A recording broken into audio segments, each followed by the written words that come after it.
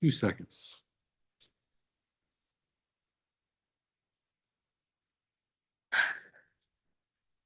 Did you do this thing? There wasn't many people. All when I was out. You were on? Okay. So that was like 22. Well, it was only Very, one of very- the sessions, but Questions. That's all right.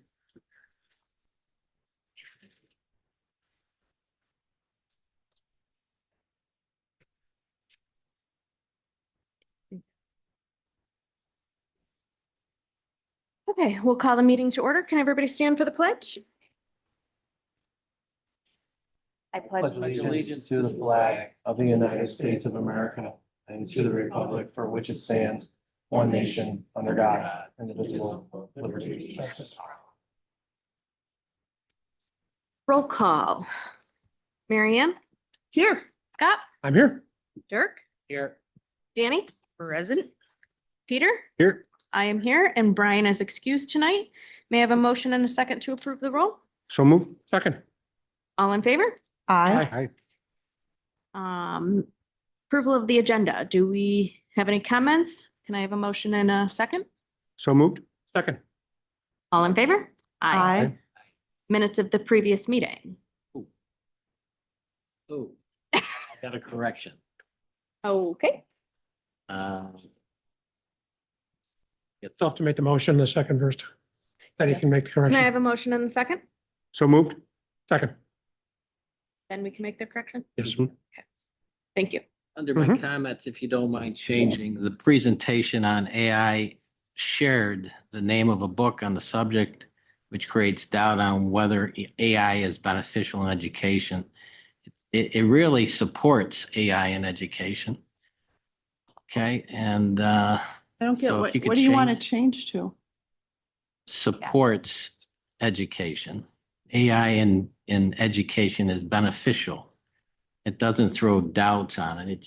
It throws, it sounds like to me, if you listen to the book or read the book, it shows that AI can be very beneficial, not the other opposite of that. Understand what I'm saying? Okay. Can you correct that? Yeah. Okay. All right. That's all I had.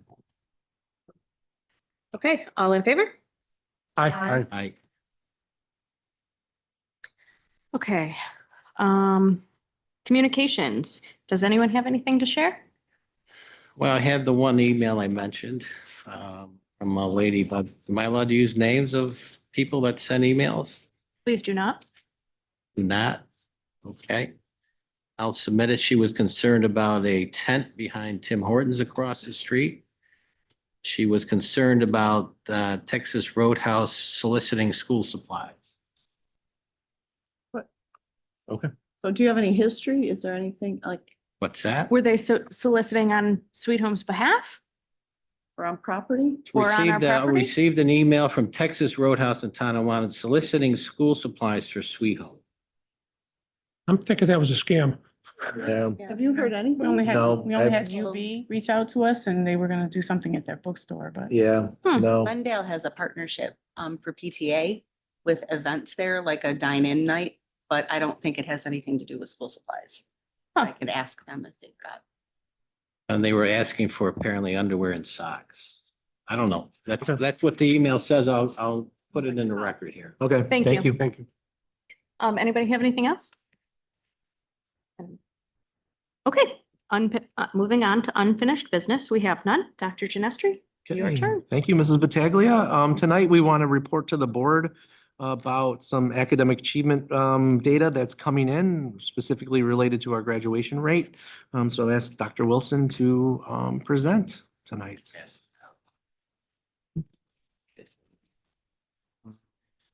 Good evening, everyone. Hello.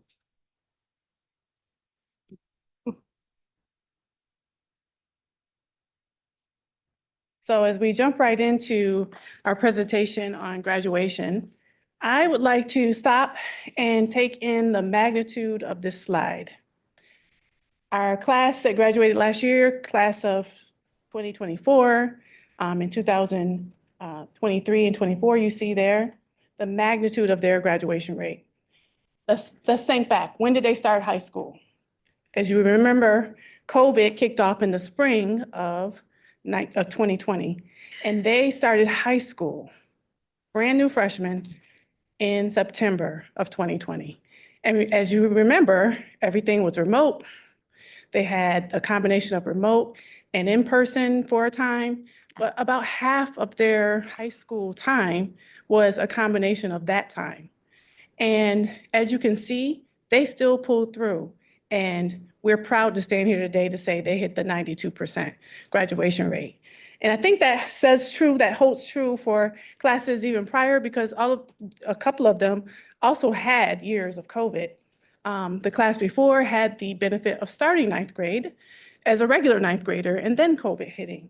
So that whole opportunity to get into high school, face that transition, that is a challenging transition, begin to take high school credits for many students, some may have started in middle school, and to still accomplish the 92% graduation rate, I think is a big accomplishment. As you look at the advanced regents rate, you see we had a little bit of a dip there at 36% earning the advanced regents. So the difference between the regular 4-year graduation rate and the advanced regents is the number of regents exams that students earn. To earn a high school graduation, you have to accomplish 22 credits or more in 5 regents. To earn the advanced regents, you must accomplish 8 regents. The 22 credits remain the same, but most kids who get the 8 regents earn more credits. They end up in the 30s as far as credits. In this case, these students were challenged with exemptions and exams being canceled. And then that whole, do the exams really matter? And dealing with that culture that I think across the country was something that everybody dealt with, but they still pulled through. And 103 of them earned that advanced regents. We are really tracking our data very closely to look at how we are really holding true to getting kids to those 8 regents. Just this past Monday, the high school had a big cohort review, and we are really mapping out ways to get to the advanced regents and where are the places that kids stop at. If they got to 7, why did they stop? What was the one they were missing? And as you can imagine, is math and science, right? And so we're looking at how we support math and science. And you'll hear some of that as we go through this presentation. Dr. Wilson, in the past when we've heard this, they've always said those courses like chemistry, that is a gateway. If kids can get through that, are we still under that type of impression that those courses like chemistry are the gateway? Well, chemistry, so it's earth science and chemistry, right? And then all the way up to algebra 2. And then, of course, we want them to go beyond. So those are the areas that we really need to continue to push kids. We have a couple of courses built into the high school schedule that really support helping kids get to that higher level who may not have started off accelerated. For example, block math allows students to pick up 2 math credits in a year. So they actually accelerate in the middle of high school rather than starting at middle school. They do it in high school, and they still can make it to those higher level courses. We want to continue to push them on to advanced placement. And sometimes when we have that 92%, it could be a matter of 1 or 2 kids, and we would move up. Do you know how many kids we're really talking about to get from the 92 to the 93? Yeah, so we actually went through that with the going from 90 to 92. And so it's a difference of 2 to 3 kids, depending on the decimal and how you end up rounding. The cohort size plays into that sometimes, and these are actually large cohort sizes for school. And there was a question over here. Clarification. For the advanced regents, do exemptions count towards the 8? Yes. So the thing that we had happened during COVID that was something the state really wanted to hit home was that we didn't want students penalized.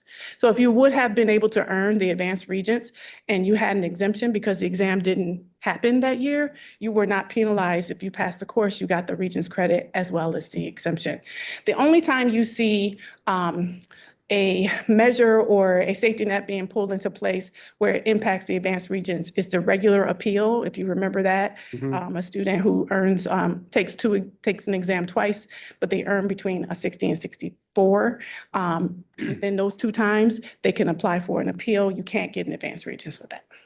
And is there a average that the students have to get on those combined 8 exams? Or is it just passing 8 exams? It's just passing the 8 exams, but there are other designations you can earn with honors if you receive mastery, which is 85 or above. And so there's different combinations, and they're all spelled out for us by New York State. But to get the advanced regents, you need to pass the regents exams. Thank you. Yep. All right. So in order to graduate from high school, you need to contribute into 2 categories.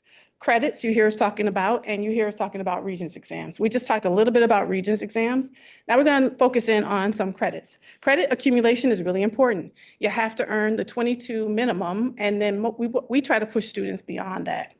And so if you're looking at this sheet here, it breaks down 3 cohorts, our current cohorts right now, and how they're doing with credit accumulation. This is one of the things we track to make sure our kids are progressing through our school and that we are giving them the right help. So that first 10th grade at the bottom there, the current credits. So as they exit 9th grade, we want them to have 6 credits, at least. Many kids have more, right? But 6 is the one that if you're less than that, we're in danger, right? So as you can see, 254 students, if you combine the 5 to 7 credits and then plus 8, because there are kids who are in that category, there are 254 kids in that category. That means they're well on their way to being an advanced regents student. This is the credit piece of it, not the regents piece, but they go hand in hand. The students who are in that less than 5 category, what you see right there, 16, we have individualized plans. That's what our cohort reviews are. You heard me mention that earlier. We have them by the grade level. So the one we did on Monday was the seniors, the current seniors. I'm going to keep going while he brings that back up. You all have the slides. The next cohort is grade 11. So going into at the start of grade 11, we want you to have at least 12 credits. You see our kids are doing great with that. We have the first range of up to 14 and then above 15. And that combined is 231 students. The 41 students that fall below that, most of them fall very close to that mark of 16. My eyes are getting old here. Of 12. Most of them fall very close to that mark. So as we do cohort reviews, we're looking at what's the plan to support the credit accumulation for those students. And then our current graduating class, our current senior class, as you can see, we want them to have at least 16. If you have 16 credits in 3 regents at any point of your senior year, I say that is the marker that that student is graduating. We can do a plan to support any student in that situation. So 16 is the magic number. You see we have 17 and 21 is the range, and we have a considerable number of students there who are very much on track. And then we have plus 22, very much on track for the advanced regents. That's 235 students of that cohort. Again, our specific plans for the 17, less than 17, most of those kids fall in the 15 to 17 credit range. And that means they're right there, ready to nudge. And we just went through those students as early as yesterday and developed plans. I have a question for you. So this is talking about just credits. Does a student need to pass the regents to get the credit, or are we talking their credit is just take the course and pass the course? 2 separate things. 2 separate things. Yes. So what happens if a student takes the course, they pass the course, but for whatever reason, they don't take the regents exam? Yes, they do need to take that regents exam to get, so that you have to contribute into the 2 buckets, both the credit and the regents. So if they got the credit, that's good. They contribute into that bucket. Now we have to help them with what is the intervention to get them through that regents exam. The hard part, believe it or not, the hard part is passing the regents exam. Once you get those out of the way, we can really roll through those credits and really help students go back and look at what can we recover as long as it's on their transcript. All right, we really wanted to highlight one that stood out. So in an effort to hone in on something that went well and we're using as a plan for the high school this year is social studies. The global studies exam reached a 91% pass rate. And as you can see, that's on the high end for the last few years. And this is a challenging exam because it's very focused on a lot of literacy skills, reading and writing, and it's very heavy there on top of the content. And so 91%, we're going to dig deeper into what that 91% really is. And as you can see, mastery, which is 85% or better. So that 20% is a little bit of a dip, but that increase of 91% at global studies is a big success. It's a huge success. It's a really challenging exam for students. I've seen it everywhere that when you talk about the two social studies exams, this one is the one that is the challenging one. US history right behind it. You see we have fewer bars. Well, it's the upper level of the global. It comes after global in the high school transition or in sequence. And we had a transition year and then we had 2 COVID years. So you're missing a couple of years there. And so that makes it a new test. It is a new test. So it's also something we're really still picking through because it is a new test. But as you can see, 90 and 86% over the last couple of years, our students passing that exam, another challenging exam, a lot of literacy skills. Those literacy skills become important across all subjects, including science. You'd be surprised at how much in science. And so we really want to hone in on what's going on in our social studies classes. What kind of skills can we push across all subjects? So that's our big major focus in our classes today. Just today in this room, we had the math department here working on just that, a gap analysis and focusing on vocabulary and so on. Next slide. So going deeper into global studies, so remember I said that was a big success at 91%. And we're using the strategies there to team up with our English department. And as you can see, we have it broken down by ethnicity as well as economics, right?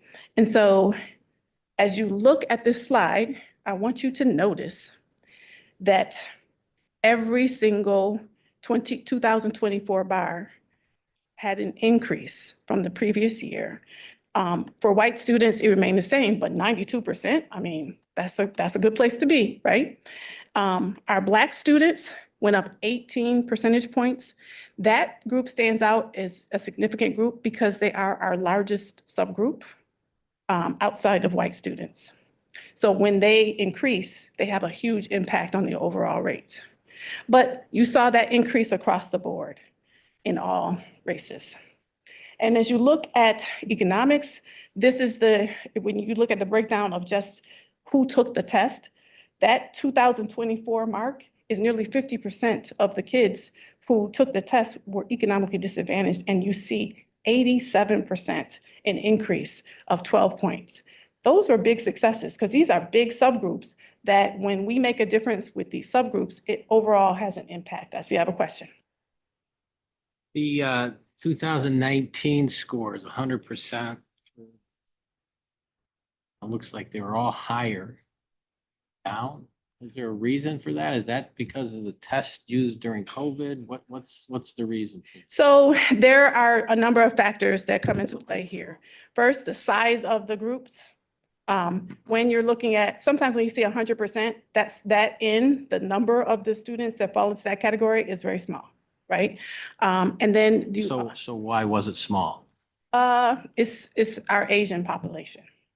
So right now, Probably a total, back then, there was probably a total of 2 students taking Yeah. that test. yeah, because the current class there were 33 students that fell into that category. So I can give you the breakdown of the ends for all of them, but I have the current year for tonight's presentation. But again, they seemed, even though they were small groups, they went down and then they went back up. Yes. Is there any reason for that you Well, can? 2019, you're looking at so you got the beginning of the pandemic, you got exemptions coming into play. That was, 2019 was just before the pandemic, and then 2020 you see 20 is not there. That is the pandemic, and then the exemptions come into play. So you're talking about just before the pandemic hit there. Okay, So so it reduced the size of those subgroups, the exemptions? I can get you the size, the end number for each one of these subgroups for those going back there. That, I'm just asking, I'm trying to figure out why those scores were so high. So part of it was the exemption? No, so that year, so 2019 is the end of the year. Okay, So that year was the year before, so pandemic hit 1920, and then Okay. 20, yeah. so 1920, 2019, then you go to 22, right? Yes, so that's why 2020 is not there. Okay, that, so in yeah. 22, the scores were still relatively high, but they went down the following year, 23? Those were the first round, 22 was the first round of testing after the pandemic, and that's when exemptions were coming into play. Okay, all right. And remember, they're different students in 2019 that took the test in Yeah. 2022. Yeah. So that's why the numbers, the formulas would be a little different. So the impact in 2024 is just a different group of students? So it's Different not group- something we've done in the classroom or?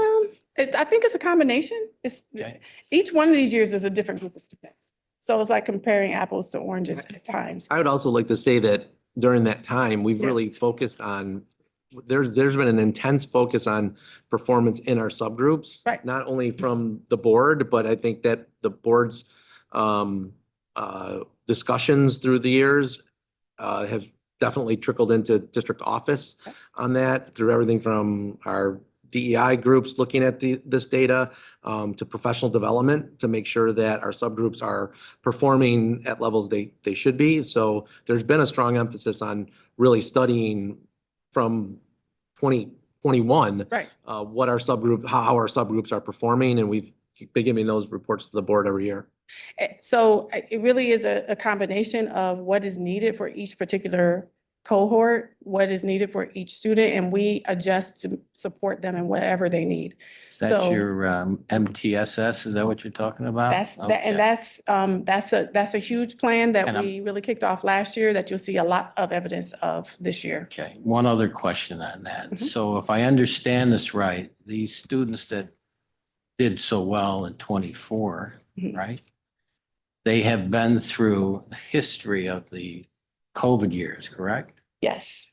So the ones behind them should be, I guess, better equipped, or how would you say that? They had a different high school experience, right? Was it, So they didn't have to experience those COVID years, and so and so that should be a positive, I would assume, going forward. that's why I talk about the magnitude of that first slide of 92% of this cohort still reaching what they needed to as far as graduation rate. Okay, thank you. Oh, I'm sorry. There's more? No, the test changed too, right? The test, so Yep. over the years, we've been going, so the last The few curriculum years, changed. we're in a sequence of changing exams across different subjects. For example, science is in the middle of changing now. It changed already for the middle school, and for the high school, their new test will come next year. So we're getting ready for living environment to switch back over to biology. And then earth science is right behind it. But the social studies courses everything's going to the next gen standards. So every subject has that sequence that they're shifting through. So there's so many indicators that come into play. That's why it's really, each cohort has unique needs, and it's important that we continue to shift to honor what they need. Do we have a crosswalk of that somewhere by chance?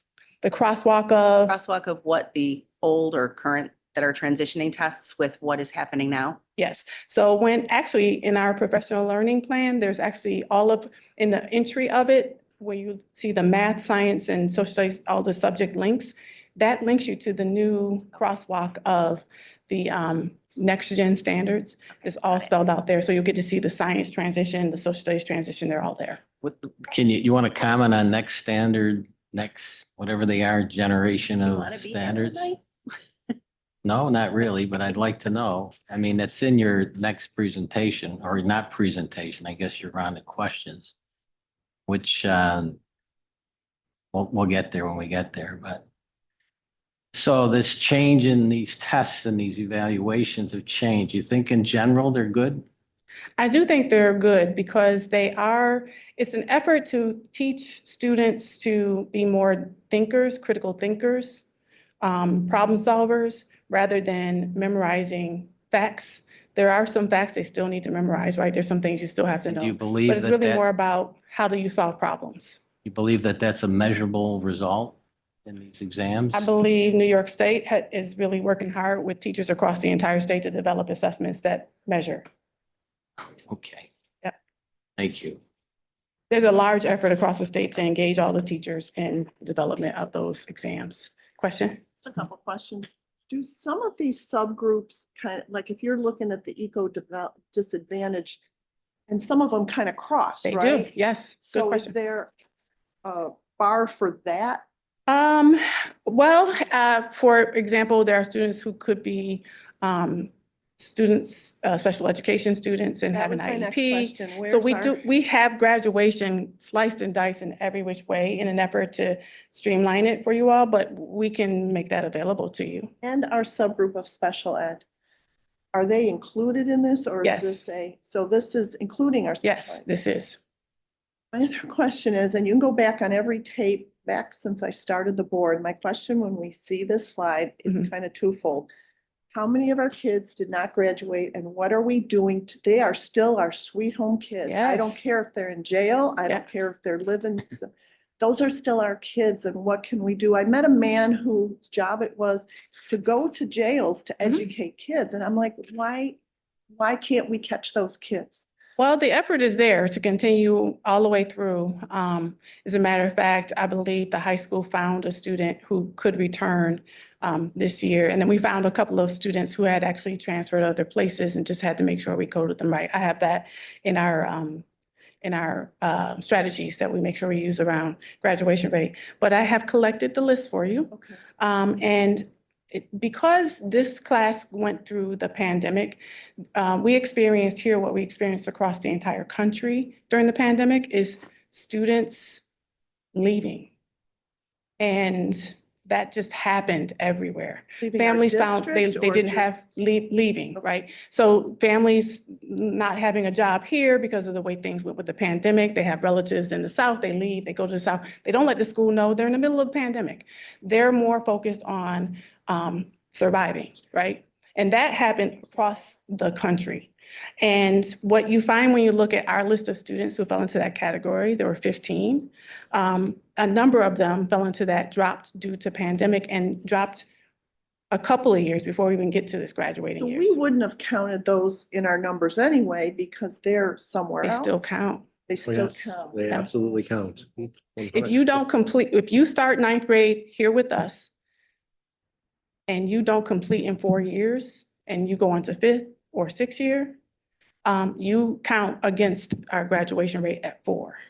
You count you in year 5 and year 6, but this one that becomes public it impacts that graduation rate. And I know we do our best to get to every single kid. I guess want to always say, That's, let's make Yep. sure we don't, every Yeah, kid's I know. important. We need every kid. So different. yeah. And there were other reasons. So we had a number of students who attended some outside agencies like Edge. While we have an effort to make sure we reach out and support, there's still that disconnect to how do we bring them back? And so that's a constant thing that we're constantly working on, building those relationships. But you're working on it. Yes. That's what I like because. Oh, we yes, just we don't give up. Lose any kids. No. Every one of the, Ours. They're every one of still those ours. 15 have been contacted. There's a plan for the, absolutely, 100%. But it's good to know. And there were a couple who dropped out for work. So because the unique circumstances, we saw that rise to the top because of the unique circumstances that this class faced. So in cases like where they drop out from work, is there something offered? Maybe they could come in the evening. I don't know, grasping at straws. Is there any way we can get those kids graduated? Because it's going to be so much better for them. That's the effort we try to put on there. We've done a lot to add to summer school to give more opportunities there. We do a lot going into after school to support. And so there are we continue to push and continue to bring them back and continue to connect. The high school will tell you they make home visits, to make sure that the students know that they can always come back. At So one even if they point, come back fifth year, You remember, I don't, think you're on board, but we had one of our board goals was 100% graduation. And the reason we put that was because we didn't want to lose No. any of our kids. And No. it was, it was a goal to always remind us that those kids are Every still our student counts. kids. Yeah. every student counts. Whenever we do graduation tracking, we use documents that we don't remove names from. We cannot lose sight of those names. We always go back to, we have to connect with the students that are in this category. We start off with pull up their picture. Let's see their face. This is not just a look at Regent scores. It's who am I talking about? Let me see that young lady's face. If I run into her in the hallway, I know that's the young lady I just finished talking about in the plan that we just worked to develop, and I know that she's going to benefit from that. So it's about those connections and those relationships. That's at the core of all of this work. Because you don't go through a pandemic and get to 92% without those things in place. I do have a question, sorry, because you mentioned it. So if a student starts with us in ninth grade Yes. and then goes to an agency school like Edge at BOCES. Yeah. And graduates on time and as 12th, is that a non-graduate for us or does that count for us? That counts for us. Okay, Um, that's, you don't have to explain. It's Yes a- or no was fine. It's more of a relationship. I just wanted to make sure. Yeah, Okay. they count for us. Thank you. Yes. And so, yes, I did make sure I had that list for you. Thank you. And I think you can go on to the next slide. Advanced placement. So again, faced with the challenges that these are juniors and seniors pretty much. So now last year's graduating class are current seniors, pretty much, when you talk about AP. And you can see that we had 253 exams that were given and 182 students. That was only a drop of 7 students when you talk about the number of students who participated from the year before. Our students had significant challenges. They still rose to the occasion with advanced placement. And as you can see, 165 threes or higher, which are really hard to accomplish, and our students still did well there. With the advanced placements, these included like the NU classes. So now that we don't have all of those. They both count as college courses. AP is the College Board Advanced Placement Program. We have both. We have NU and we have AP.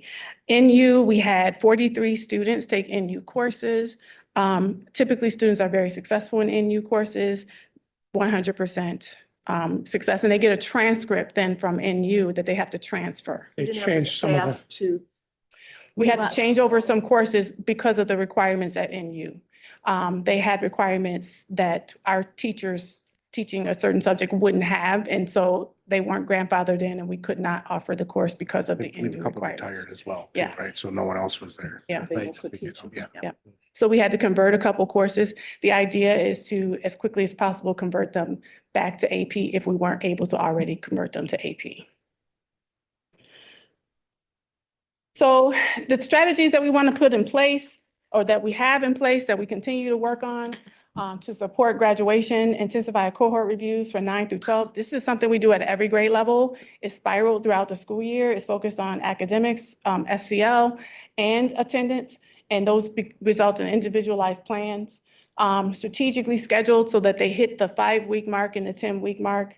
And the attendance piece is spiraled in. Today, we had an attendance meeting, our second one of the year at the high school.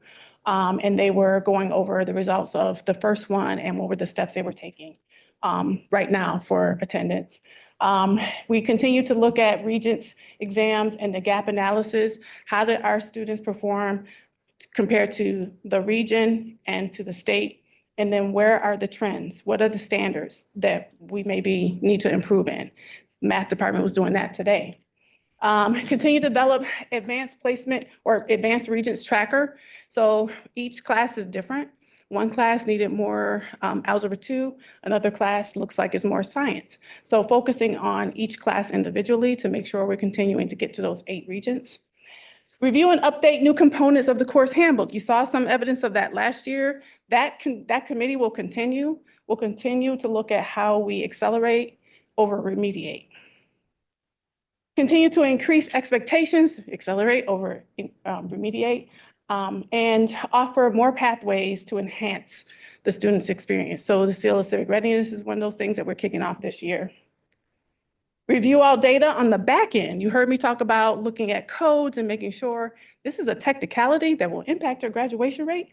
And it has nothing to do with how the kids perform.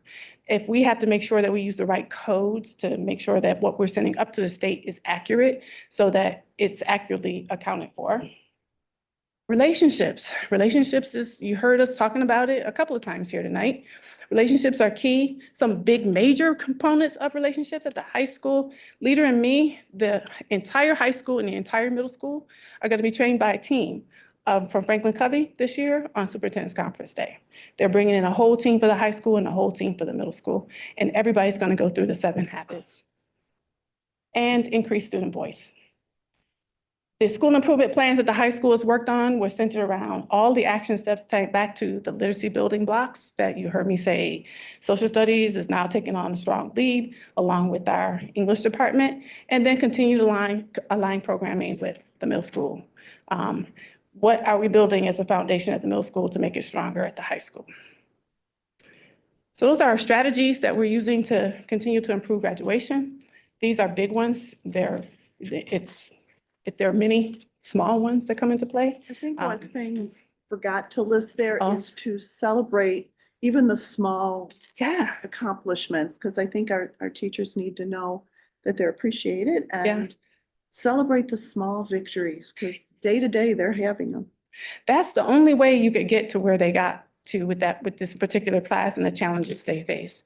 I think you heard that at our graduation, when students were talking about what their experience was and living through the pandemic and how that molded who they are and how the teachers stepped in to be big support to that growth that they had. You wanted to say something, Dr. Yeah, and Krajewski? I think when you talk about a school that speaks 42 different languages, has varying levels of poverty throughout the district, those numbers are pretty impressive. And big kudos to our administrators and our teachers who are working with a very, very diverse population. And it's challenging. It's a challenge, and they are always rising to the challenge. I've been doing department meetings since the first week of school with the high school faculty and to a person. They're looking to move the district forward and the school forward. So really kudos to the admin team and the faculty and the staff at the high school, because there are definite challenges there, but they're willing to adapt and adjust as needed to make sure our kids are getting a great education. So Yes, absolutely. Dr. Wilson, I think you made a great point there towards the end too, with about COVID and how it affected them. I'm on the alumni committee, and we read quite a few scholarship applications this year. Yes. And I would say probably 80% or more had some. I know Don saw an awful lot of them too, Yeah. if not all of them. And they all discussed that at some point in time, how it affected them, Mhm. how they thought it, mostly bad, and the way it affected Yeah. their school life, or how they tried to get around it, or how it affected their personal life too. Yes. It was painfully obvious as you read through them all. Yeah, the social emotional impact on students cannot be understated when you talk about the pandemic, or just in general when they're struggling with something that is connected in that area. So it could stop everything, right? So you have to be focused on that. And I think the results show that our teachers, our administrators, our parents, and our students rose to the occasion to make sure that they didn't miss a beat when it came to graduating.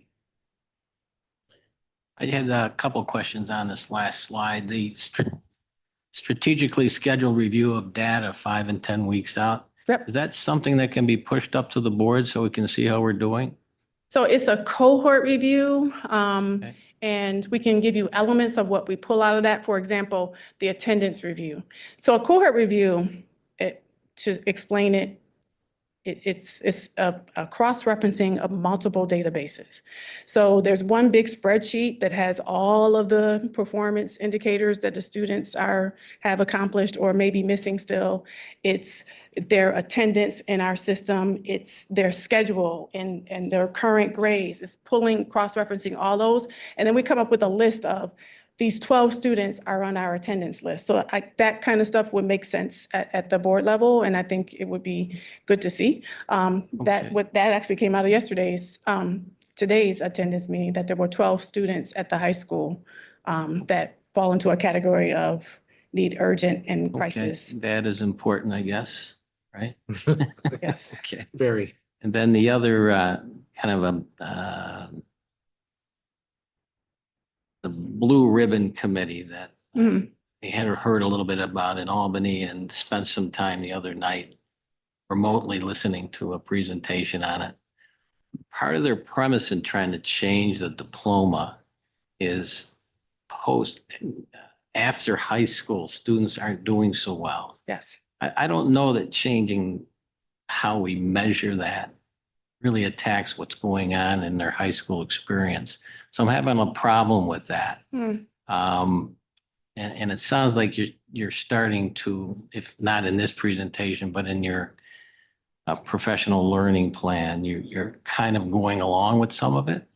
And it really doesn't make any sense to me. If you want to just comment on that. So if we're doing So the blue something, if ribbon- we need to do something different in the high school Right. to get better results, why do you want to change how we measure the results? Or if we're measuring them different ways? So there's a lot of research out there around acceleration and trying to really push kids to the higher level. And so I would agree that's with that. why we have the emphasis on the advanced regions. Many people think that the advanced regions is only needed if you're going off to college. I'm here to tell you that if you're transitioning off into the world, the advanced regions is the minimum. Everybody should be pushed to that level. So our focus is that everyone gets pushed to that level as much as we can. And so as you think about the Blue Ribbon Coalition and what they're saying about how kids perform after they leave high school, if they had a really strong foundation, they are able to tackle anything. You think about it, there were careers when we were all growing up that don't exist anymore. You couldn't predict some of the careers that are out there right now. That's what's going to happen to our students. Our environment is constantly changing. We have to teach them to be critical thinkers, problem solvers, be able to step into any situation so that if they don't memorize something, it used to be you had to memorize the periodic table. You heard me say that before. I used to teach chemistry and you used to have to memorize the periodic table. We don't do that anymore. You need to know how to use the periodic table, right? Because you have it in the palm of your hand. But if you don't know how to use it, then what good is it being in the palm of your hand? So it's more about the critical thinking that goes along with that rather than memorization. But, I don't know if that okay, but helps. changing the diploma requirements doesn't make sense there. As a matter of fact, it sounds like they want to downplay mastery or advanced or regents, just so people feel, I don't know, they feel good about themselves or something. I don't think that's what they're trying to do. I know they're not trying to, maybe that's what they're not trying to do, but it certainly is what they're talking about in there. So Your I attended that presentation. same webinar that he did last week, and I was going to talk about it when we got to communications, but I'll just tell you now since we're talking about it. It's fine. I'm making a crosswalk for us Mhm. that goes through unbiased. You got to tell me what a cross. So a crosswalk is when you compare two sets of information, where we Okay, have one column that basically says, this is what exists now. Yeah. And this is what they're suggesting, okay? So we put the two things next to each other so that you can compare them apples to apples, oranges to oranges, 1-to-1. okay, Completely unbiased with no opinion or anything. Okay. But that shows this is what exists currently. This is what they are proposing. And then we can have discussions about how that would impact students and talk a little bit about where you're going with your line of thinking. Okay. It's just the information, like very plainly laid out so that we can talk about it. it's just the requirements for graduation. So they're not changing anything they're doing in school. They're just trying to measure it in different ways. So if we're not doing something in the school, if that's what that's telling us, then you got to go back and change things in school. That's why I think it's a little backwards, but just my opinion. And we're still doing exit interviews, correct, with kids? Because I know for a while there, we were talking with kids once they'd been in college for a while. Mhm. I remember it stuck in my mind that a kid came back to us and said, when they were dropping in on teachers at the high school, you kind of just drop in. Well, they didn't realize when you're in college, you just don't drop in. Right. You make appointments, Right. whatever. And they said there were some valuable skills that we probably could have taught them that they didn't realize they needed until they got to college. So a post-interview, any students who come back, Right. we can definitely revisit that. I think we could gain some value where they need It's good, valuable feedback. What did they need to be successful that they feel like was Not missing? only academically, but emotionally, Yep. how to get along with a roommate type of thing. How That's to manage huge. shifting off into living on your own on a college campus. Yeah. So I agree 100% with you and push them towards the advanced placement or whatever higher designation. I think that's absolutely right. I just don't, again, trying to understand this blue ribbon thing. So thank you. Yes. All right. All right, so that is graduation rate. The professional learning plan, you received that just before the last meeting for your review. Much of it was similar rollover because our strategic plan is a 3-year plan. So the beginning portion where the goals and the rationale, that was focused on our strategic plan. So you didn't see many changes there.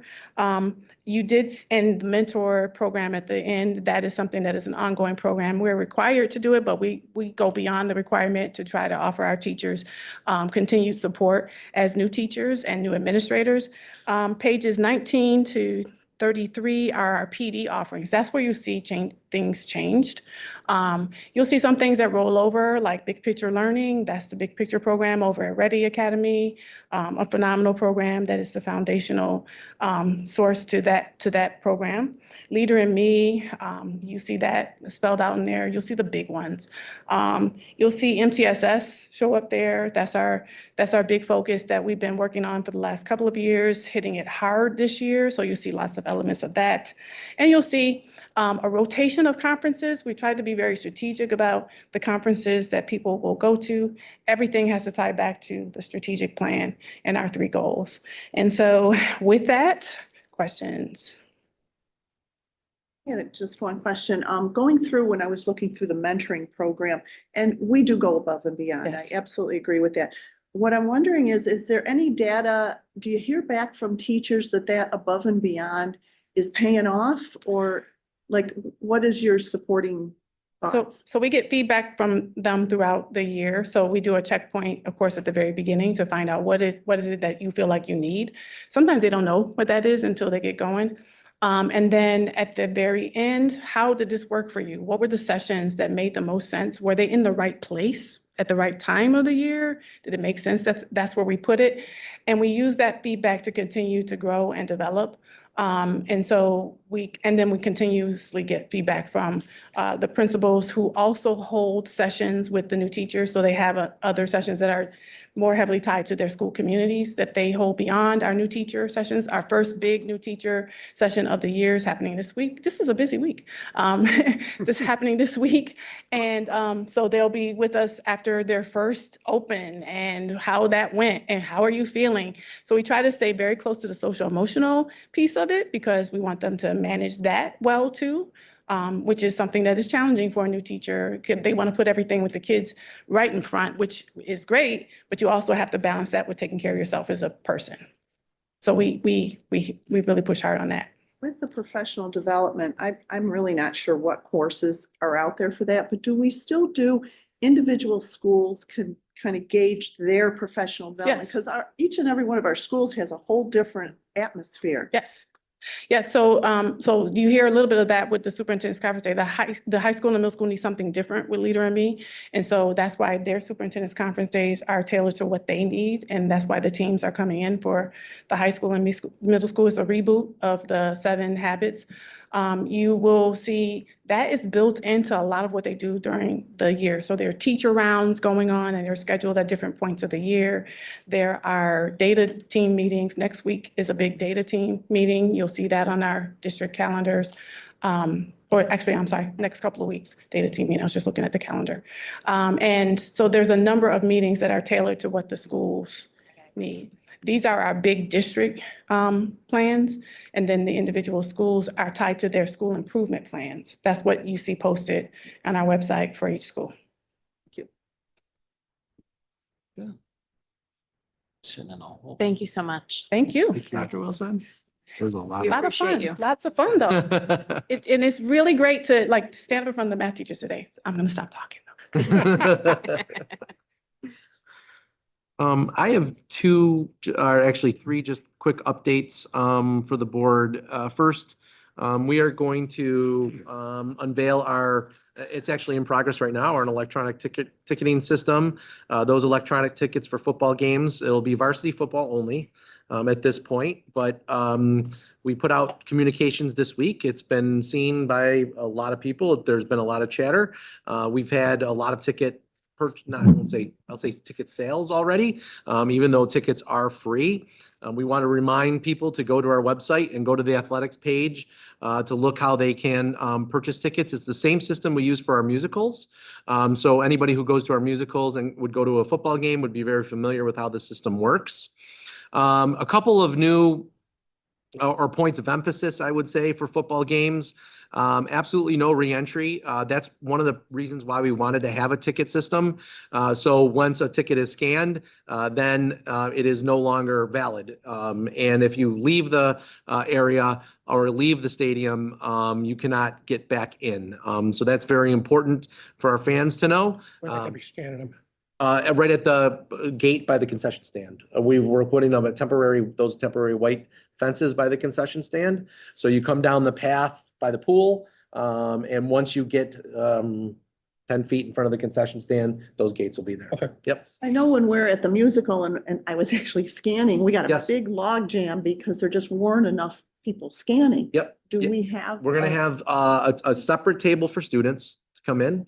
We're gonna have, and then 3 more. One will probably be designated for visitors, but the other 2 will be for our fans. Dr. Yeah. Jester, we'll have 6, Oh, good. I'm sorry, Okay, 6. Yeah, with 6 iPads ready to go. Yeah. Good. We've prepped all of them, so we're ready to go. And I'm just looking now, 323 tickets so far. Yeah, yeah. I did have a question from a parent. If somebody wanted to bring a kid from another school, is there any different rules for that? They, as long as they're, if they are 8th grade or below, they have to be accompanied by a By parent. And they have to have a ticket. So that parent would have to register them using their portal. Yep. Okay. We are gonna enforce a no bag policy, only very small bags permitted, and we've published the sizes on our website as well. For anybody who doesn't have a phone or some kind of electronic means, there will be a paper ticket available, but they will have to fill out the form and give us the information just like they would if they were doing the electronic ticket. And then they'll get a barcode, and that barcode, once scanned, will no longer be valid. So same thing, reentry is not permitted. And then we're working with our APD partners and Vista Security and chaperones. We're working with the athletic department very closely. They've been very receptive. You will see security in yellow vests. We're improving our communications between people. And so, we're excited to kind of launch this and it's time we, do put these measures in place. So we're making sure that everybody has a great night while they're at the game. So, and of course, go Panthers. We're there. And then I wanted to address, I don't have slides for this, but I wanted to address, I was at the middle school this morning. I put out a note to families last night regarding the threat in Clarence. There was a lot of chatter at the middle school about that threat. And as students were coming off the bus, they were, to their credit, looking for administrators. Our SRO was there, so it was me, our SRO, and Miss Doria out front by door 3, greeting our students today. And they were approaching her about what kids might have been saying on the bus.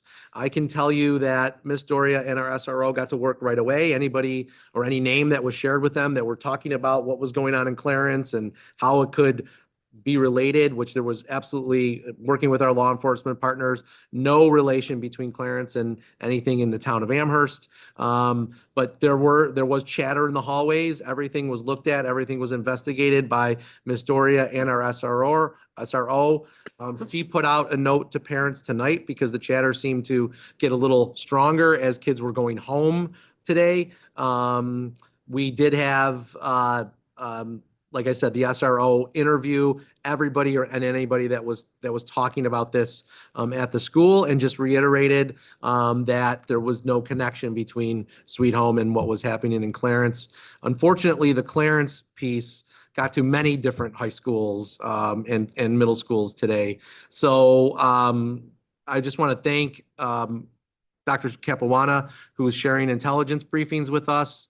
From the BOCES perspective, they're working strongly with New York State Police, and they're sharing those intelligence briefings with us about the threats. But the social media piece of this is pretty scary and getting scarier as Snapchat messages, Facebook messages continue to be distributed all around New York State after reading that intelligence briefing today.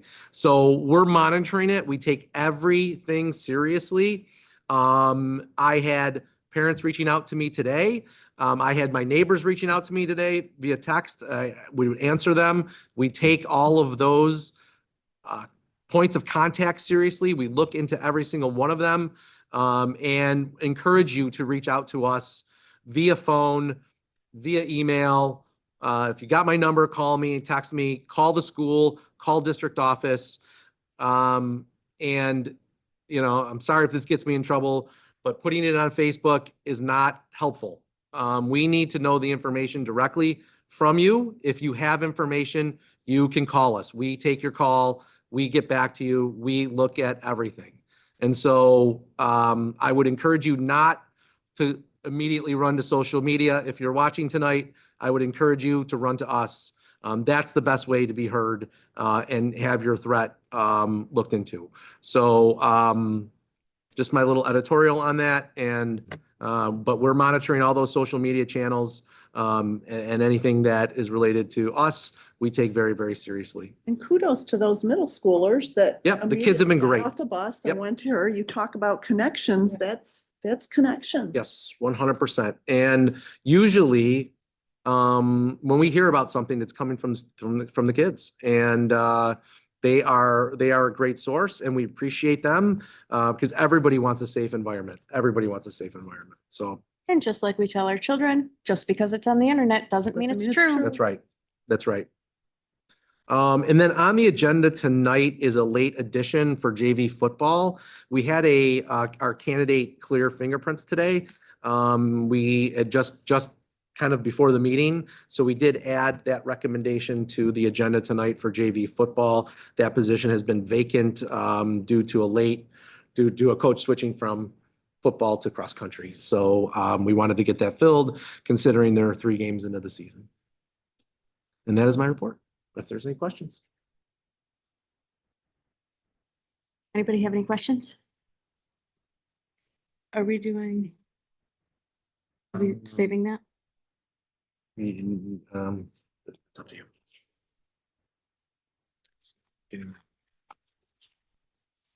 We do have the board evaluation information has been evaluated. I don't know if anybody has had a chance to look at it. Quite honestly, we were all on the same page for everything. We're the same page, yes. So I don't know if there's much conversation that needs to be had. Does anybody have anything they want to talk about? I do not. I just, in one of the questions where we talked about advocating, I did want to thank you for what you do to make our school district, you know, you're everywhere. Thanks, yes. I just- One There of our you leaders of go. our team right There's there. one of our leaders, yeah. And that's a good thing for our district. And just when we talked about that part where we talked about, again, communications, we got to continue to try and form those partnerships with our business communities because that seems to be invaluable 100%. to our kids. Yep. Okay, anything else? I would say that maybe during our retreat, this might be something to talk about. Also going to suggest strongly that the 55K LP plan be tabled until we have a further discussion about it in our retreat, only because there are some goals there, there are board goals in there. There's all kinds of stuff in there. I did not participate in, so I just like to know that I'm aligned with it. Send it on its way because it really is an all-encompassing plan for the school district. That's my suggestion. This retreat's getting longer and longer. Mhm.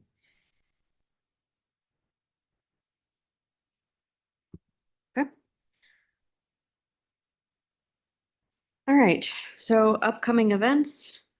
We have a couple of different open houses going on. Middle school is tonight, Glendale's later in the week, Maple Mere's tomorrow, Picture Days, and Heritage has their fun run coming up. And our community flu shot clinic is on the 26th, right here in this room.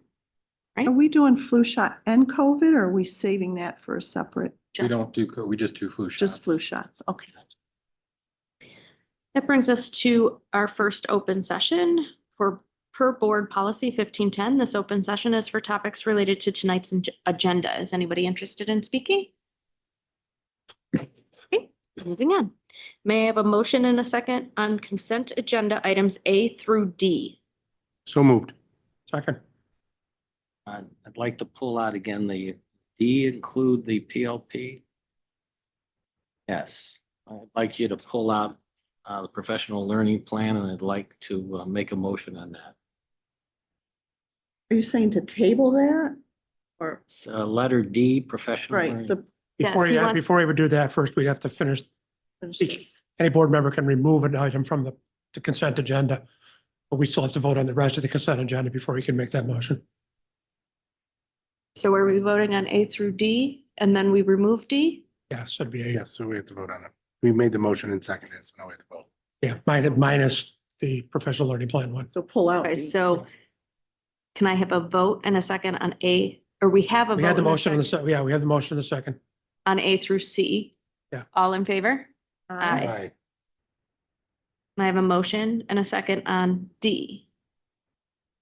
So moved. Well, I make a motion to table D.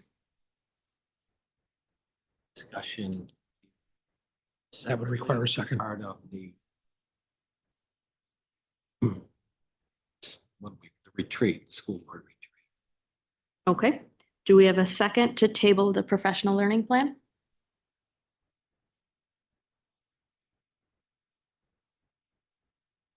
Do we just, Then you move on, go back to the motion and second to Pat to approve it then. So I guess I don't have a clear understanding of what we want to do with this. Is this something that we want to discuss in our retreat, or is this something? that is what Dirk is proposing, is that we table it until our retreat when we can further discuss the board goals that are in the plan. Okay. So since we're going to be talking about board goals, should it be I guess I'm just trying to get a sense of where this would fit in for us to discuss it. Anybody have any ideas? Well, Well, what you're approving a plan that's pretty Correct. encompassing, broad-based, including board goals, which I certainly wasn't here for those goals. So I'd like to have a little discussion about it before I put my stamp on it. That's really what I'm asking for. And there's some other things in there that I'd really like some clarification on. So is this something for But the Dirk, these retreat? goals, On these goals are from Benefit. 23-24. right. You were not on the board. our next Right. board meeting? So is this We don't have our carrying goals yet. on till Right, twenty that's twenty-four? what So I'm saying. previous goals and not new goals. I Previous. think that's what it. But the board goals were from last year. Last that we're year. approving. Right, So so he we're was not a part of the approving the board. new ones. No, So these are they have last to be year. incorporated into the professional learning plan that we submit to the state. That plan is now valid for what, the coming year? Last year. Right. It's not for last. Got to be approved and. It's for the upcoming year, and any changes we make to this plan, from my understanding, correct me if I'm wrong, would need to be a contractual negotiation with the I think union. some Agreement with the P. We are required to have a plan by October 1st by New York State in place. So it is last year's goals, but that's has been the trend. We go with last year's goals, submit, and then each year update. And that has been the practice. And we have to have these in. I mean, we Right. can't, Right. so it Right. wouldn't, The goals That's the get reason why we have to updated do it in and gets September. So retro we can't back wait into till- this plan. Is that how that works? You can always, we can always amend it and add your new goals if that's a desire of the board, I'm thinking. We have to Yes. write our new goals. That was gonna be part of the retreat, but it wasn't coupling it with the PLP. You know, we always do it kind of separately. Mhm. And then, you know, they'll be similar, I'm sure, to what was in 23-24. Maybe a new one here or there, but we've never really coupled it with the PLP, but that is part of the requirement for the plan. So we have to get the plan done. We have to get the plan approved by October 1st. It has to be submitted to New York State, and this is a requirement of all districts. So that the goals of the board have to be in there. According to the state, it sounds like yes. Sounds backwards, folks. And strategic plans in there, the strategic plan also have to be in there? Is that part of the PLP? That's our district plan. That's right. Yes, our district goals. Is that something the board reviews and stamps every year? Separately? We had a or- presentation back in the spring about year one. And then we did touch on what year two of it would be of the 3-year plan that evolves and changes and grows as it goes on. Just because it's 3 years, we expect to keep growing it out. So there is a review by the board, and there was one in the spring. Again, there's 55 pages of a lot of stuff there that impacts day-to-day districts. Sure, but so I have a hard time stamping it. Sorry, you can move it to the vote. I'll just vote. Thank you. Okay, so And we need a motion and a second to approve D. I have a motion and a second on consent agenda item D. So moved. Second. All in favor? Aye. Aye. Opposed? No, Abstained? Thank you. May I have a motion and a second for item E? Oh, I'm sorry. I forgot about that. I'll make that motion. Oh, second. Oh, second, you can't do it. Second, yes. I wasn't thinking about it being baseball. Sorry, Peter, second. Thank you. All in favor? Aye. I, Opposed? Abstained? Aye. Thank you very much. I am part of the booster club for baseball, so I cannot vote on that. not the obsolete stuff though. right? No, E, the donation. Donation. The pitching. This brings us to our next open session. Would anybody like to address the board? Great. That brings us to personnel. Can I have a motion and a second for consent agenda items 1 and 2? So moved. Second. All in favor? Aye. Aye. May I have a motion and a second to adjourn to executive session for matters relating to student discipline? So moved. Second. We will